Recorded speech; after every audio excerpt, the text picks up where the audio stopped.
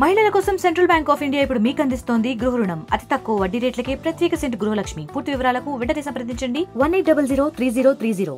So super 6 ఇప్పటి వరకు అమలు చేయకుండా 100 రోజుల పాటు ఏది ఎన్డీఏ కూటమి వచ్చేసి 100 రోజులని ఇలా సమావేశాలు పెట్టుకుంటున్నారు. సూపర్ 6 సంగతి ఏందని వైసీపీ ప్రశ్నిస్తుంది. మీరేమంటారు? కాదండి, వైసీపీ వాళ్ళకి అసలు మాట్లాడడానికి అర్హత కూడా లేదు. సూపర్ 6 ఏవైతే చెప్పినారో ఒక్కొక్కటి చేసుకుంటూ రావడం జరుగుతుంది.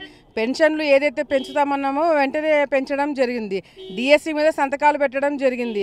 అదేవిధంగా వచ్చే దివాళీకి ఇందాకే చంద్రబాబు నాయుడు గారు చెప్పినారు, వచ్చే దివాళీకి కూడా గ్యాస్ ఉచితంగా ఏదైతే ఇస్తామని చెప్పినారో అది కూడా మొదలు పెడతామని చెప్పడం జరిగింది. మేము ఏం చేయాలో ఏం చేస్తున్నామనేది మా ప్లానింగ్ మాకు ఉంది. మేము దాని మీద దృష్టి పెట్టుకొని ముందుకెళ్తున్నాం. వైసీపీ వాళ్ళు ఏం చేస్తున్నారు అనేది వాళ్ళు ఒకసారి ప్రశ్నించుకోవాలా. ఈరోజు కేవలం వచ్చి 3 నెలలు అవుతుంది. ఈ 3 నెలల్లోనే ఏమీ చేయలేదని చెప్పి విమర్శలు చేస్తున్నారు.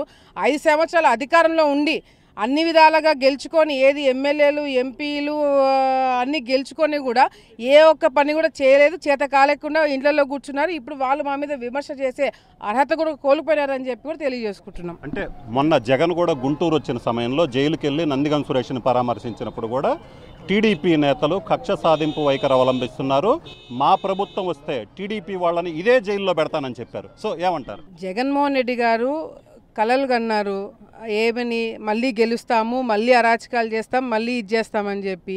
ఎప్పుడైతే ఓడిపోయినారో ఆయనకి దిక్కు తోల్చట్లే. ఎందుకంటే ఆయన చుట్టుపక్కల ఉన్న వాళ్ళే ఆయనను మోసం చేశారు, ఆయన పేరు వాడుకొని ఆయనని దించేలాగా ఎట్లా చేశారనేది కూడా ఆయనే గ్రహించలేకపోతున్నాడు. ఈరోజు మళ్ళీ ప్రభుత్వం వస్తే ఏం చేస్తామనేది ఆయన మాట్లాడుతున్నాడు. అంటే మళ్ళీ ప్రభుత్వం వస్తే తెలుగుదేశం పార్టీ వాళ్ళని ఇబ్బంది పెడతానని చెప్పగానే చెప్తున్నాడు కదా. అంటే గతంలో కూడా ఇబ్బంది పెట్టాడనే చెప్తున్నాడు కదా. సో మళ్ళీ ప్రభుత్వం వస్తుందనేది కూడా ఆయన మాట్లాడకపోతే మేలు. ఎందుకంటే బుద్ధుంటే మళ్ళీ ప్రజలు ఆయనకు ఓట్లేసి గెలిపించారని చెప్పి కూడా అందరూ అనుకుంటున్నారు. వైసీపీకి వరుస వెంబటి నేతలందరూ ఈరోజు చూసుకున్నట్లయితే బాలినేని కూడా రాజీనామా చేశారు. సో వైసీపీ పరిస్థితి ఎలా ఉండదు? అంటే వైసీపీ నేతలందరూ విడతారంటారు. వైసీపీ పరిస్థితి ఏ విధంగా ఉందని నేను చెప్పడం కాదు, ప్రజలే ప్రతిపక్ష హోదా కూడా ఇవ్వలేదు. సో అది తెలుగుదేశం పార్టీలో ఉన్న నేను చెప్పాల్సిన అవసరం లేదు. ప్రజలు ఆయన వద్దనుకుంటున్నారు, ఆయన పరిపాలన వద్దనుకుంటున్నారు, ఆయన మెంటల్గా స్టేబుల్గా లేదనుకుంటున్నారు, ఆయనకి రాజకీయము అడ్మినిస్ట్రేషన్ చేత కావట్లేదు అనుకుంటున్నారు. ఆయనకే కాదు, వైసీపీలో ఉంటే మా పరిస్థితి మమ్మల్ని కూడా ఇట్లాగే అనుకుంటారనే ఒక భయంతో అందరూ కూడా బయటకు వస్తున్నారు. సో ఇది పరిస్థితి. మొత్తం మీద అయితే మాత్రం ఖచ్చితంగా వైసీపీ అధినేత జగన్ చేస్తున్నటువంటి ఆరోపణలు, టీడీపీ మీద కావచ్చు, టీడీపీ నేతల మీద చేస్తున్నటువంటి ఆరోపణలన్నీ కూడా పూర్తిగా ఆయన అవగాహన రాహిత్యానికి నిదర్శనం.